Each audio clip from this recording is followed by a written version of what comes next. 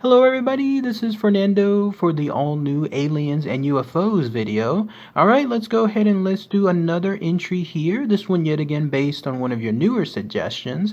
This one having to do with a really fascinating case in the sense that it pretty much covers everything all in one. So not only do you have alien encounters, but you have alien attacks. More on that here in a minute because that really stood out. And then you have UFO sightings, and then you pretty much have a bunch of mysterious circumstances happening there at a specific location. So again, all in one when it comes to this all-star recommendation, but it has to do with this area that you're looking at now. And those of you that live near Siberia, in fact, you'll have a good chance if you wanted to go discover this on your own, see if you actually have an opportunity to have this type of encounter. But for all intents and purposes, we'll focus on just a few of them here, and the title of the video is this. It's known as the Aquatic Aliens, an encounter there in Lake Baikal. So let's go ahead and let's talk about all the very fascinating information associated with this exact encounter. So first off, I wanted to mention this as far as the location itself.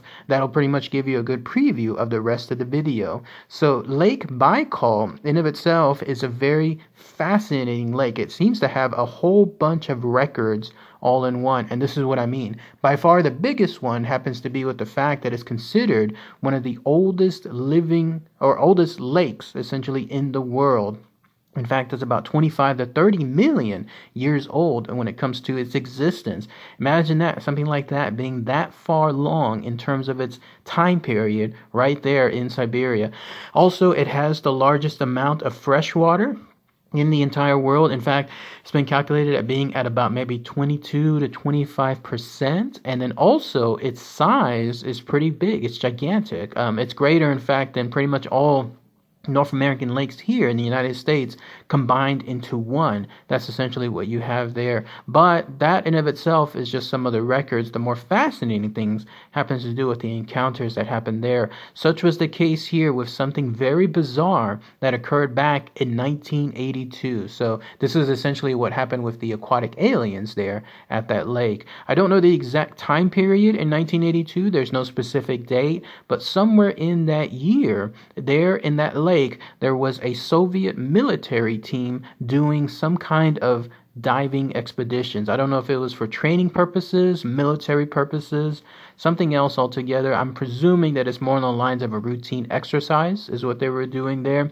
But there they were in the water, and specifically there were a group of divers also in the water deep within it. In fact, they were about 164 feet deep. So clearly they should have been the only ones there, the only humans there, not just for the fact because they're in the military, so it's not going to have, like, let's say other civilians around, but clearly at that location also in Siberia being very cold, there would be very little chance of having anyone else underneath that water. But lo and behold, as they were swimming nearby, that's when they saw something like this, and that's immediately what caught their attention. The interesting thing was this: these creatures, these aliens, actually ended up approaching them. So they didn't actually stumble upon them per se. No, in this case, these aliens must have seen them from afar and then went straight towards them. And when they looked at that, this is what they described them as. Right off the bat, they were nearly 10 feet tall. So that gives you an idea that it could be nothing humanoid. I mean, obviously, there's some humans that have existed in this world that reached around that height, but this was a group of them altogether, so it's not like you would have, what are the chances essentially of having something like that in terms of a common situation? So they're around 10 feet tall, and then upon closer inspection, they were not wearing anything close to the needed requirement, the modern equipment, to be able to be that deep in the water itself. Remember, these divers were around 164 feet deep. The pressure associated with it, not to mention the life support equipment that you would need, all of this stuff was there with the divers, but with these aliens they were not. So they had something on, like it was a form of a tight-fitting metallic suit. So imagine that in your head. Imagine something like almost like a classic sci-fi look like you see in those old black and white movies, the ones that were airing for, cheap budgets there in the middle of the night back in the 1950s or so. That's what I was imagining here. Something very tight-fitting, metallic, and there was this helmet-like apparatus on the top of the alien's head. That made me realize that these aliens probably weren't adapted to water as well. In other words, they needed something, just like the divers did, in order to survive underwater. Or who knows, maybe they were actually still utilizing the water and quote-unquote breathing through it, and they were just using this apparatus for other purposes.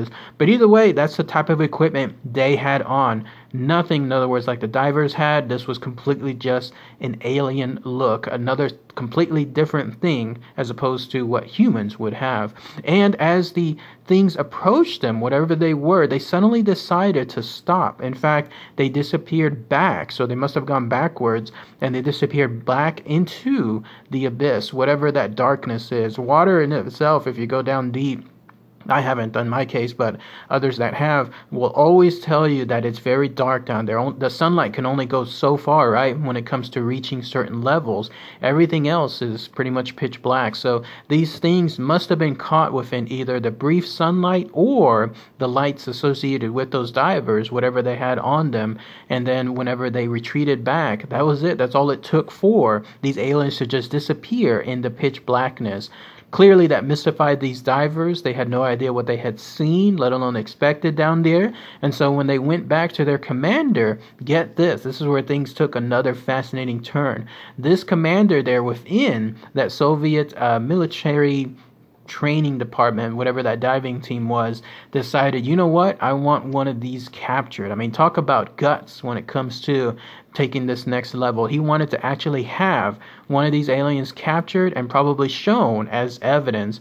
So sometime later, I don't know if it was like the next day or maybe even the same day, who knows, that's when 7 more of these divers went back into that lake, and then they went back into that same area down to the descent to see if they could find these aliens. And sure enough, they did. They went along some location there that must have taken them deep down again because the temperatures there were getting very, very cold. And then that's when they saw these entities, whatever these aliens were, they saw them emerge again. I imagine that it's something like this. Like, these things must have clearly had some kind of what their closest thing being to radar is to us, and then that way it would alert if anything was approaching them. Who knows, that might have been what happened last time as well with regards to these divers. There they were just nonchalantly going from one area to the next, and the minute they crossed over a certain location, then that's where these things approached them. Such was the case here, and it happened one more time. This time though, the divers had something as far as an equipment. I think it was like a net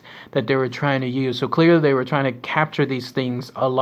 Otherwise, if they would have something else with them, like let's say something that would shoot underwater, then they would have more of an intent to kill them. But no, in this case, it seems like they were trying to capture these things alive. And so when they tried to do so, very foolishly, in fact, that's when these aliens counterattacked. They whipped out something that the divers said it looked like it was some kind of, I don't know if it was electronic, a strange device of some sort. But whatever it was, suddenly emitted what they described as these sonar waves. I can only imagine what that would have looked like. Like, imagine if there was some kind of sudden explosion underwater. You know how it creates some kind of circular wave going outward. I imagine that that's what the case was here. This thing went straight for them, whatever this wave was, and when it happened, it knocked every single one of these crew members out. I mean, they just went out cold. Talk about a bad area to do so as well, because here they are deep underwater, and all of a sudden, they're knocked out. And what happened next shows why this is so dangerous, because as soon as that occurred, they started propelling themselves upwards to the surface. I couldn't quite tell if this was because they had equipment with them that caused them to float, and so when they were standing still because of being unconscious, it naturally pushed them upwards, or if this sonar wave, whatever it was that was coming from that alien device, if it in turn propelled them upward. But it was very dangerous because it was done at a very fast rate. Obviously, if you're deep underwater, you can only go up in certain increments of time in order to make sure that you don't have that horrible effect on your body. I can't remember what the term is called. Someone might have to put it in the comments below.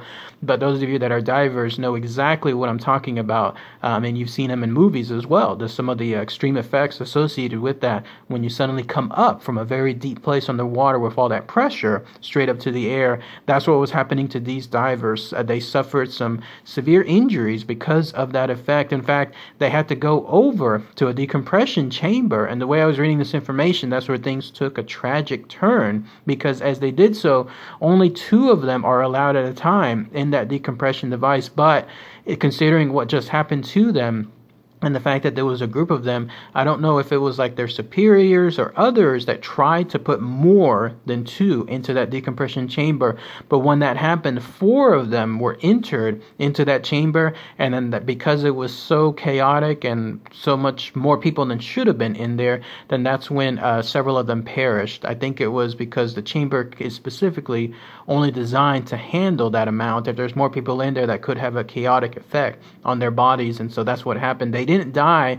These divers essentially didn't die from coming up in the air or up in the water towards the surface so quickly, but instead they ended up dying. Some of them did from that decompression chamber incident. So that gives you an idea essentially again how dangerous this stuff is. But all of it resulted from this, if you could call it an attack, from these aliens there underwater. So once that happened, there really hasn't been any other information that I found as far as any other attempts to kidnap these aliens, as this commander foolishly thought they could do when it came to trying to get these aliens back up into their area. So I don't really mean anything else happening from that, but other situations have occurred there that definitely stand out. That lake in of itself, maybe because it's so old, who knows, it's been there for so long, clearly so long before even humans were around. There's the indication that there may have been other things there before that. For example, KGB agents have stated that they've found some kind of unidentified submerged objects, so USOs. So UFOs are the ones that are obviously in the air flying about, but anything underwater is considered a USO, unidentified submerged object. They've seen these things there, people that have been around that location as well, civilians in other words, those that fish around that area and others that live near that area as well have seen these quote-unquote mysterious UFO activities. Some of them included this too. Apparently in the 1950s, there was a jet, a Tu-104 jet that was chased around by that lake by an unknown metallic object. And when that happened, this jet crashed right into that lake. I don't know what happened to the UFO in of itself, but others that were there saw what occurred. People that were there, the fishermen around that location, saw exactly what occurred, and that they became living witnesses to it. And then others, check this out, you'll see this, have mentioned this as far as the lake. If there are USOs, they're still there under the lake. And this is a very, very fascinating picture, because as you can see, something is trying to elevate itself in a perfectly circular manner. Like in other words, it's a perfect circle, and it's trying to come up from the ice in of itself. The amount of pressure that it would take for that to happen, because this ice is definitely very thick. The whole lake freezes over for the top part, so you can only imagine how much deep that goes in terms of the ice and the amount of force it would need for that crack to happen. Well, something was clearly trying to go up, and it was doing so, and it was creating that indentation upward, and you can see the cracks and how they reach pretty much all the way over to the rest of the lake itself, to the edge of the lake as well. And so that was something that was caught. And if you're wondering if this is a fake or if there was something else in terms of manipulation, this was actually caught by the International Space Station back in 2009.